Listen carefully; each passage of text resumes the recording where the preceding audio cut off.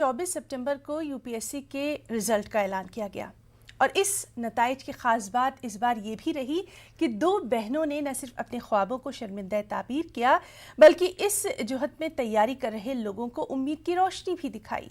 जी हाँ, यूपीएससी 2020 में अंकिता और वैशाली दोनों बहनों ने शानदार कामयाबी हासिल की है, बेहतरीन रैंक हासिल किया है। यूपीएससी सीएससी 2020 में दिल्ली की अंकिता ने तीसरा मुकाम हासिल किया। अंकिता जैन के शौहर अभिनव त्यागी भी आईपीएस ऑफिसर हैं। अंकिता के मुताबिक उन्होंने अपनी छोटी बहन वैशाली के बनाए नोट से पढ़कर तीसरा मुकाम हासिल किया। वैशाली ने भी 21वां रैंक हासिल किया है। फिलहाल Ankita Jain audit and account service Mumbai में तैनात हैं। अंकिता की तालीम दिल्ली में ही हुई है। दिल्ली टेक्नोलॉजिकल यूनिवर्सिटी से कंप्यूटर साइंस से इंजीनियरिंग की उन्होंने पढ़ाई की। 2017 में पहली मर्तबा यूपीएससी के इम्तिहान में वो शामिल हुई थी। 2018 में इंडियन ऑडिट एंड अकाउंट्स में उनका इंतखाब हुआ और अपनी मुलाजमत के साथ अंकिता ने इस मुकाबले की तैयारी भी की। यूपीएससी में उन्होंने 4 मर्तबा इम्तिहान दिया है। चौथी मर्तबा उनको ये शानदार कामयाबी हासिल हुई है। और नाज़रीन, इस वक्त हमारे साथ दोनों बहनें जो हैं वो मौजूद हैं। हम अंकिता और वैशाली, आप दोनों का न्यूज़ 18 उर्दू में बहुत बहुत वेलकम करना चाहेंगे, इस्तकबाल करना चाहेंगे और बहुत मुबारकबाद हमारी पूरी न्यूज़ 18 उर्दू की टीम की तरफ से। अंकिता, हम आपसे ही शुरुआत करना चाहेंगे। भाई, आप दोनों बहनों ने वो मुहावरा बिल्कुल सच कर दिया कि जैन साहब की तो दोनों बेटियां एक रोशनी की तरह से हैं। अपने माँ बाप का नाम आपने बहुत रोशन किया है। कहाँ से आपको इतना इंस्पिरेशन मिला, Ankita? Thank you so much Heena madam. Inspiration मुझे मेरे पेरेंट्स से ही मिला है। शुरू से ही मेरे पेरेंट्स ने मुझे इनकरेज करा था और फिर मैंने और अपने दोस्तों को पढ़ते हुए देखा और मैंने इस एग्जाम के बारे में जाना कि एग्जाम है क्या और आपको क्या अपॉर्चुनिटीज मिलती है। तो यही से सब इंस्पिरेशन मिली है।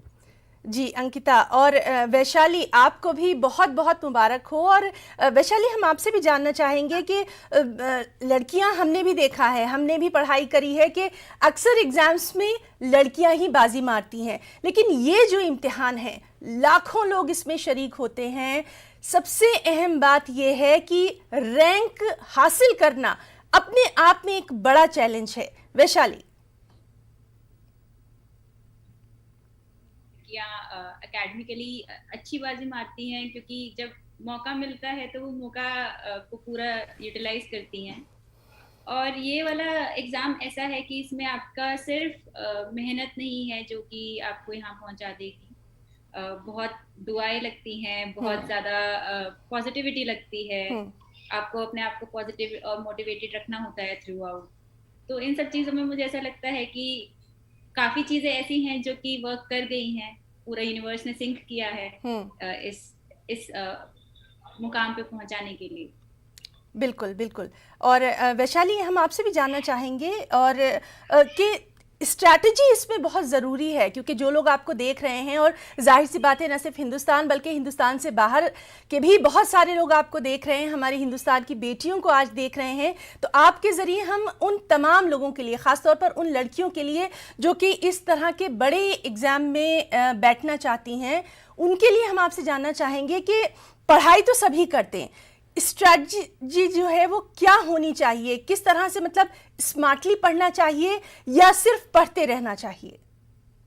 वैशाली, मैं इसमें कहूंगी कि आप बीच का रास्ता चुनिए। आप डायरेक्शन लीजिए, क्योंकि इवेंचुअली सिर्फ मेहनत से नहीं होगा।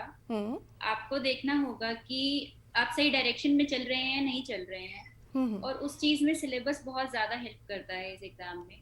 आप सिलेबस से रेफर करते रहिए। आप अगर कोई न्यूज़ पढ़ रहे हैं न्यूज़पेपर से, तो आप देखिए कि सिलेबस के किस पार्ट से वो रिलेट होता है और उस वाले पार्ट को इस तरीके से आपकी इंटरलिंकेजेस डेवलप होंगी इस सब्जेक्ट्स में, और वो इस एग्जाम में बहुत हेल्प करता है। और एक दूसरी चीज़ है जो सबसे ज़्यादा इम्पोर्टेंट है, वो है आपका टाइम मैनेजमेंट। आप किस तरीके से टाइम मैनेज करते हैं थ्रू आउट द ईयर, क्योंकि आपको हर स्टेज पे अलग तरीके से टाइम मैनेज करना है। प्रीलिम्स के लिए अलग डिमांड्स होते हैं, मेंस के लिए अलग डिमांड्स होते हैं। तो आप उसको कैसे यूटिलाइज करेंगे और अपना बेस्ट एफर्ट कैसे डालेंगे, वो बिल्कुल एक क्रूशियल पार्ट है इस एग्जाम का। बिल्कुल। और अंकिता भाई कमाल है, आप जो है न सिर्फ आपने रैंक हासिल किया बल्कि अपनी फैमिली भी देख रही हैं, उसके अलावा जॉब पर भी आपका पूरा कंसंट्रेशन रहा। तो उन तमाम लोगों के लिए आप शानदार मिसाल हैं जो कि वक्त की कमी की शिकायत करते हैं। हम भी कई बार कहते हैं कि भाई वक्त नहीं मिला, 24 घंटे में से कुछ और घंटे हमें मिल जाते, लेकिन आपने ये पूरी तरह से साबित कर दिया है कि अगर आप किसी चीज को पाना चाहते हैं तो उसके लिए आपको कोई आपकी जो मेहनत है, आपका हार्डवर्क है और पूरी ईमानदारी के साथ उस तरफ बढ़ना बहुत जरूरी है। अंकिता जी, एक्चुअली मेरी इस पढ़ाई में बहुत टाइम लगा है। मैं 4 साल से पढ़ रही हूँ और जब मैंने जॉब ज्वाइन की तब तक मेरा काफी बेस बन चुका था। जब मैंने अपनी सर्विस ज्वाइन की जी तो उसकी जो मेरे पहले के अटेम्प्ट्स हैं उनकी मुझे बहुत हेल्प हुई है। जी और जैसे वर्क कैसे मैनेज करना है ये सब मैंने अपनी मम्मी और भाभी से ही सीखा है। तो वो लोग बहुत अच्छे से सब कुछ मैनेज करते हैं। उन लोगों ने मुझे मेरी कामों में बहुत हेल्प करी है।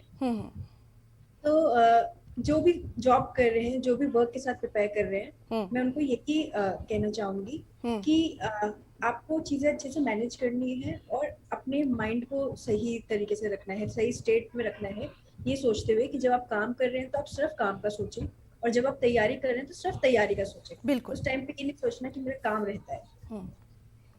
बिल्कुल। और अंकिता एक और बहुत अच्छी बात मैंने कहीं देखी कि कोऑपरेशन जो है वो बहुत ज़्यादा ज़रूरी है। दोनों बहनों में कोई कंपटीशन नहीं था, कोऑपरेशन था। आपने खुद कहीं ये बात कही है और बहुत अच्छा लग रहा है। आपके चेहरे की चमक, आपके आंखों की जो चमक है वो बता रही है कि जिस तरह से आपने वैशाली के नोट्स से पूरी मदद हासिल की, यकीनन हम सब के लिए ये बहुत ही इंस्पिरेशनल है। जी, मुझे बहुत लोगों ने इस अचीवमेंट में मेरी इस अचीवमेंट के लिए बहुत लोगों ने मुझे सहयोग दिया है। मैं अपने आप को पूरा क्रेडिट कभी नहीं दूंगी। मेरे माता पिता हुए, मेरी सिस्टर हुई, मैंने उसके नोट से पढ़ा है। मेरे हस्बैंड, जब हमारी शादी नहीं हुई थी हम तब साथ में पढ़ रहे थे। मेरी शादी अभी 2 महीने पहले हुई है। जी जी। तब मैंने उनके नोट से पढ़ा है। मेरे फ्रेंड्स हैं, मैंने उनके नोट से पढ़ा है, उन्होंने मुझे पढ़ाया है। तो बहुत लोगों ने मुझे बहुत गाइड कराया और बहुत हेल्प करी है इस अचीवमेंट के लिए। बिल्कुल बिल्कुल अंकिता, आप सही कह रही हैं कि सभी का इसमें साथ बहुत ज़रूरी है। वैशाली, आपसे भी हम जानना चाहेंगे कि सिविल सर्विसेज की जो तैयारी कर रहे हैं हमारे जो स्टूडेंट्स हैं या जो आगे बढ़ना चाहते हैं या इस तरह के बड़े एग्ज़ाम की जो तैयारी कर रहे हैं, उनके लिए आप क्या कुछ सजेशन देना चाहेंगी, क्या कुछ उनको टिप्स देना चाहेंगी? वैशाली। मैं उन्हें सबसे पहले ये बोलना चाहूंगी कि आप खुद पे विश्वास रखिए। जी, आप कर लेंगे। आप खुद को दूसरों से कंपेयर मत कीजिए। आप ये मत देखिए कि उनका 2 अटेम्प्ट में हो गया या 3 अटेम्प्ट में होता है। हम सबकी अपनी एक जर्नी होती है जो हमें खुद तय करनी है। तो आप खुद पे सबसे पहले विश्वास रखिए। दूसरा है, आप अपने आसपास उन लोगों को रखिए जो आपको मोटिवेट करते हैं, राइट एनवायरनमेंट प्रोवाइड करते हैं। और आप खुश रहिए, अच्छे मेंटल स्टेट में रहिए और ये मत सोचिए कि आज मुझे इतना घंटा पढ़ना है, आज मुझे इतना घंटा पढ़ना है। आप ये सोचिए कि आज का दिन है, पूरा हमारे हाथ में है और इसमें से मैक्सिमम निकालना है। तो वो एक सेटिस्फैक्शन देगा, प्रोक्रेस्टिनेशन नहीं आएगा और आप अगले दिन और जोश से उठ के पढ़ पाएंगे। इसी तरीके से आपकी कंसिस्टेंसी बिल्ड होगी। बहुत खूब वैशाली। और आपसे हम ये भी जानना चाहेंगे कि पढ़ते तो हम सभी हैं, कंपटीशन भी सब देते हैं, लेकिन अपने मुल्क के लिए, अपने देश के लिए कुछ करने का जो जज्बा है वो यकीनन कहीं ना कहीं आपको यहाँ तक लेकर आया है। क्या करना चाहेंगी भारत के लिए, हिंदुस्तान के लिए? मैम, सबसे पहले तो जिस भी कैपेसिटी में काम करेंगे अपना 100% देना चाहेंगे और ये चाहेंगे कि एक सुकून की, चैन की नींद हो, सेटिस्फैक्शन हो कि आज कुछ करके आए हैं, कुछ अच्छा किया है, किसी के चेहरे पे स्माइल लाए हैं। मेरा जो स्पेशल फोकस रहेगा वो विमेन और चाइल्ड डेवलपमेंट पे रहेगा, क्योंकि वो एक ऐसा सेक्टर है जो लैक कर रहा है। चाइल्ड हमारा फ्यूचर है, हमारे देश का फ्यूचर है। अगर उसको नहीं संवारा तो देश नहीं संवरेगा। बहुत खूब। और हमारी जो महिलाएं हैं जी। उसमें हेल्थ इश्यूज बहुत है। 50% से ज्यादा हमारी महिलाएं एनेमिक हैं। जब स्वस्थ नहीं होंगी तो आप उनको कैसे बताएंगे कि आप में सेल्फ एस्टीम होना चाहिए, सेल्फ वर्थ होना चाहिए, आप काबिल हैं, आप विश्वास तो रखिए, आप कदम तो लीजिए। तो वो एक चीज है जो मुझे हमेशा लगता है कि हाँ होना चाहिए, और मैं चाहूंगी कि मुझे अपॉर्चुनिटी मिले कि मैं इस फील्ड में काम करूँ। बहुत खूब। और अंकिता, आपसे भी हम जानना चाहेंगे, अपने देश के लिए, अपने मुल्क के लिए, यहाँ के लोगों के लिए क्या कुछ करना चाहेंगी? क्योंकि आपको इस वक्त करोड़ों लोग देख रहे हैं, करोड़ों लोग आपके लिए दुआएं भी मांग रहे हैं कि ये दोनों जो लड़कियां हैं, हिंदुस्तान की बेटियां हैं, ये बहुत आगे जाएं। अंकिता। अभी मैं अपने देश के लिए बहुत कुछ करना चाहती हूँ। बहुत सारे एरियाज हैं जिसमें मैं बहुत सारा काम करना है, और मैंने यही सोचा है कि जैसे जैसे मुझे सिखाया जाएगा, जैसे मेरी ट्रेनिंग मुझे सिखाई जाएगी, मैं उसके अकॉर्डिंग रखूंगी। थोड़ा मैं ये रखना चाहूंगी कि मेरा जो काम करने का तरीका है वो ट्रांसपेरेंट हो। मैं अपने डिसीजंस के लिए, अपने काम के लिए खुद को अकाउंटेबल रखूं, और मैं एक्सेसिबल रहूं लोगों के लिए, बहुत अच्छी कि बात। लोगों को बहुत मुसीबत ना हो मुझ तक पहुंचने के लिए। तो मेरा मेन यही है कि बहुत सारे चीजों में काम करना है, और ये सब मेरी वैल्यूज मेरे को रहेंगी। बहुत अच्छी बात आपने कही है कि लोगों तक जो जिनकी परेशानियां हैं उनको कम से कम हल किया जा सके। अंकिता, हम सब ने कोरोना का एक दौर भी देखा है, और जाहिर सी बात है कि बहुत सारी उस वक्त मुश्किलात का भी सामना किया, और इतने मुश्किल भरे दौर के बाद इतनी बड़ी कामयाबी हासिल की है। यकीनन बहुत मुबारकबाद के मुस्तहिक हैं आप दोनों ही। अंकिता, कैसा रहा वो दौर, और उस कोरोना के दौर को आपने किस तरह से अपने लिए एक अपॉर्चुनिटी के दौर में तब्दील किया? कोरोना के टाइम्स पे हम बाहर नहीं जा पाते थे, तो हमें अंदर बैठ के ही कुछ जो आपको सही लगता है वो कर लीजिए। तो मैं अंदर बैठ के पढ़ाई ही कर लेती थी। तो उसके बाद मुझे मेंस के टाइम पे, उससे कुछ टाइम पहले कोरोना हो भी गया था जी। तो उस टाइम पे मेरे को यही लगता था कि आपको मेंटल स्टेट अपनी जो है, मानसिक स्थिति को सही रखना है। बाकी पहले का सब पढ़ा हुआ है उसको अच्छे से पढ़ लीजिए, और थोड़ा फैमिली से सपोर्ट आता है तो पॉजिटिविटी रखनी चाहिए लाइफ में। तो वो सपोर्ट ने भी मुझे काफी पॉजिटिव रहने में मदद की है इस पूरे दौर में। तो कोविड में मेरा ये कहना यही है कि टाइम थोड़ा है, कठिन है, लेकिन हाँ आप कर सकते हैं, मैनेज कर सकते हैं इसमें। बिल्कुल अंकिता, और इसीलिए हम आप दोनों बहनों से ये बात कर रहे हैं ताकि एक मैसेज जाए कि मुश्किलें ज़रूर आती हैं, लेकिन ज़िंदगी से कभी हार नहीं माननी है, इसका सामना करना है। वैशाली, आपसे भी हम जानना चाहेंगे, कोरोना का जो एक टाइम रहा, एक वक्त रहा, वो बहुत मुश्किल दौर था, लेकिन उसी दौर को आप जैसी लड़कियों ने, आप जैसे हमारे जो होनहार हैं, उन्होंने कहीं ना कहीं एक गोल्डन अपॉर्चुनिटी में तब्दील किया। किस तरह से आपने ये पूरा जो अपना टाइम मैनेजमेंट था उसको यहाँ तक पहुँचाया? वैशाली मैम, मैं बोलना चाहूंगी कि फर्स्ट वेव के टाइम पे बहन को कोरोना हो गया था। जी जी। और सिंस हम दोनों बहुत ज्यादा क्लोज हैं जी। तो उस टाइम पे लगता था कि उसकी प्रिपरेशन कैसे हो रही होगी, क्योंकि वो अलग रहना पड़ रहा था उन्हें। वो एक फेज था, बट खुद को ऐसे मोटिवेटेड रखा कि खुद को पढ़ाना है, रोज अच्छा करना है, ताकि मैं उसकी आगे जाके हेल्प कर पाऊँ जब वो ठीक हो। बहुत खूब। दूसरा, मेंस के बाद जब मुझे कोरोना हो गया तो उनका वही चीज था कि उन्होंने बहुत सपोर्ट किया। पूरी फैमिली को कोरोना हुआ था और वो एक मुश्किल दौर था, लेकिन ये बात समझ में आ गई थी कि सब कुछ आपके दिमाग पे और आपके मेंटल स्ट्रेंथ पे डिपेंड करता है। आप हरा सकते हैं चीजों को, और हर सिचुएशन में कुछ ना कुछ ब्राइट साइड तो होती ही है। कोरोना था, अंदर रहना था, उस टाइम पे भी ये लगा कि टाइम भी तो ज्यादा मिल रहा है पढ़ने का, तो उसको यूटिलाइज करते हैं, उसको स्ट्रेटेजाइज करते हैं और उसी के अकॉर्डिंगली अपना टाइम मैनेज करते हैं। बिल्कुल वैशाली, बहुत ही अच्छी आपने ये बात कही है कि जो टाइम है उसकी हमें शिकायत नहीं करनी है, बल्कि उसी वक्त में से थोड़े से लम्हे हमें चुरा लेते हैं। वैशाली, हम आपसे ये भी जानना चाहेंगे, क्योंकि हर तरफ ये बात हो रही है कि भाई जैन साहब की बेटियों ने, लड़कियों ने कमाल कर दिया है। अब आप क्या कुछ खास कहना चाहेंगी, खास तौर पर उन लोगों के लिए जो कि 1-2 बार अटेम्प्ट कर चुके हैं मगर उसमें कामयाब नहीं हो पाए हैं? किस तरह से आप उनकी हिम्मत अफजाई करेंगी?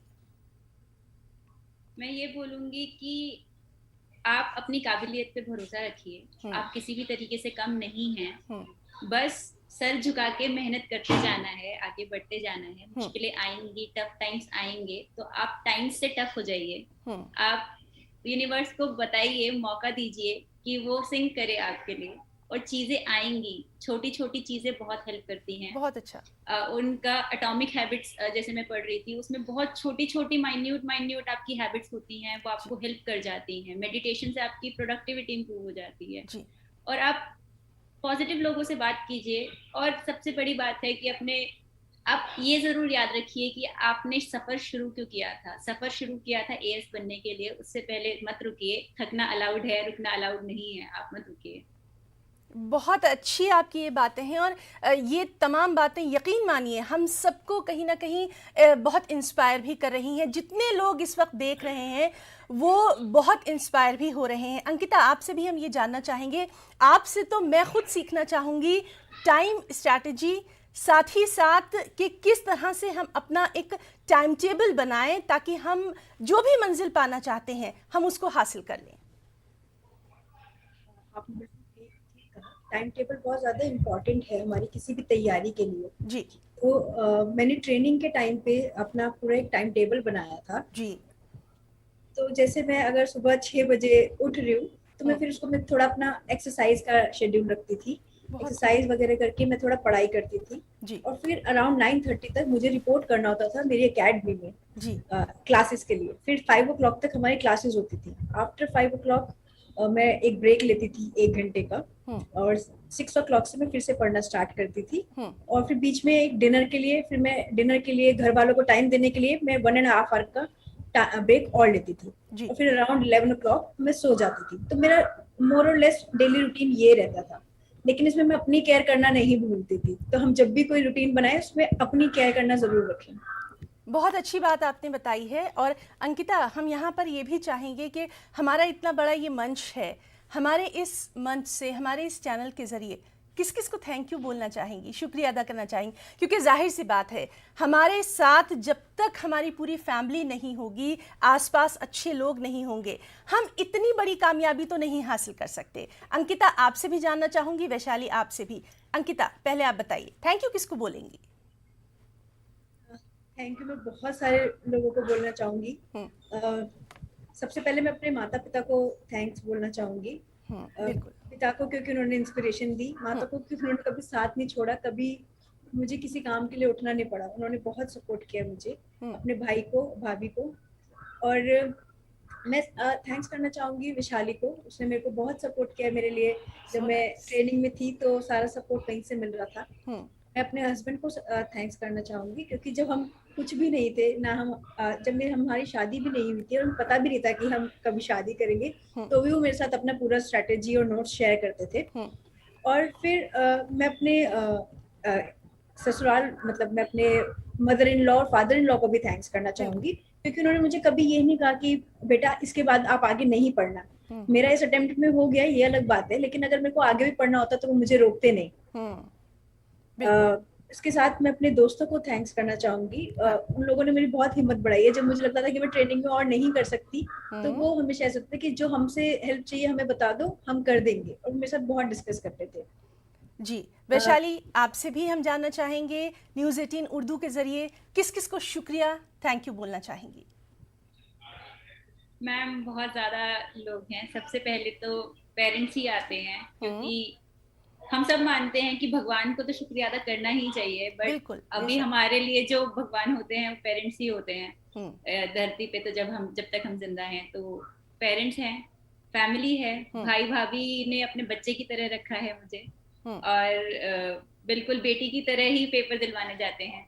और दोस्त हैं, बहन तो हाथ पकड़ के लेके आई हैं इस जर्नी में। जीजा जी हैं, उन लोगों ने, जीजा जी ने पहले से ही हमारी सपोर्ट किया है। आंसर राइटिंग मुझे लिखना सिखाया है उन्होंने स्टार्टिंग से।